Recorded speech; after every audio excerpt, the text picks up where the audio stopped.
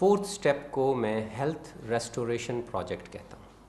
ये आम हॉस्पिटल से मुख्तलिफ होगा क्योंकि इसमें ज़्यादा एनर्जी प्रिवेंशन मेजर्स पर लगाई जाएगी, एजुकेशन पे लगाई जाएगी। क्या चीज़ हमारे लिए मुफीद है, क्या चीज़ बीमारियाँ लाती है, उसकी वर्कशॉप्स होंगी।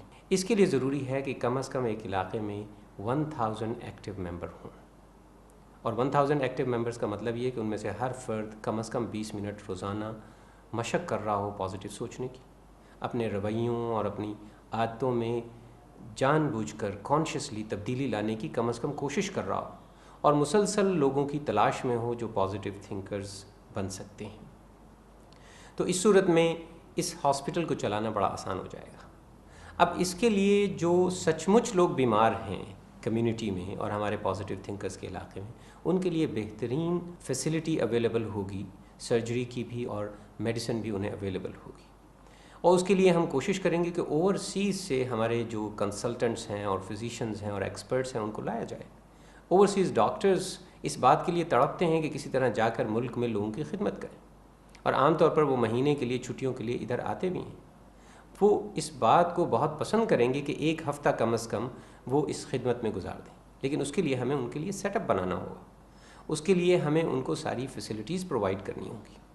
तो इस तरह अगर हम एक लिस्ट बना लें पूरे ओवरसीज़ के डॉक्टर्स की, तो हमें कंटिन्यूसली राउंड द ईयर किसी एक स्पेशलिटी का एक डॉक्टर मुसलसल हमारे लिए अवेलेबल रहेगा, और हम लोकल डॉक्टर्स को भी उनके साथ लगा के उनसे ट्रेनिंग हासिल कर सकते हैं।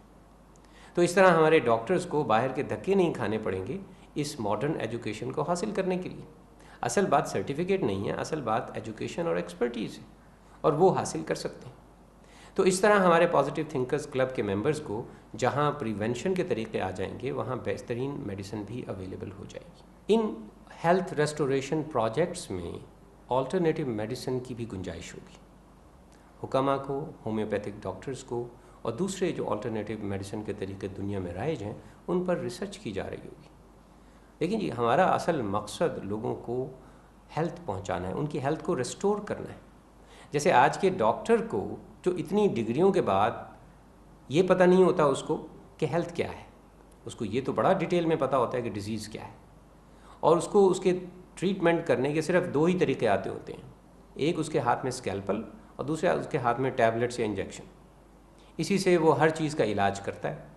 तो अब इससे वो मरीज़ का इलाज कर रहा है या इससे वो मैन्युफैक्चरिंग जो कंपनीज़ हैं और कॉरपोरेशंस हैं उनको फीड कर रहा है, इसका पता तो उसी वक्त चल सकता है जब हम इन फिगर्स को गौर से देखें कितने लोग सही हो रहे हैं, और देखें कितनी मल्टीनेशनल कंपनियां बिलियंस ऑफ डॉलर्स इस गरीब कौम से कमा के दौलत को बाहर लेके जा रही हैं।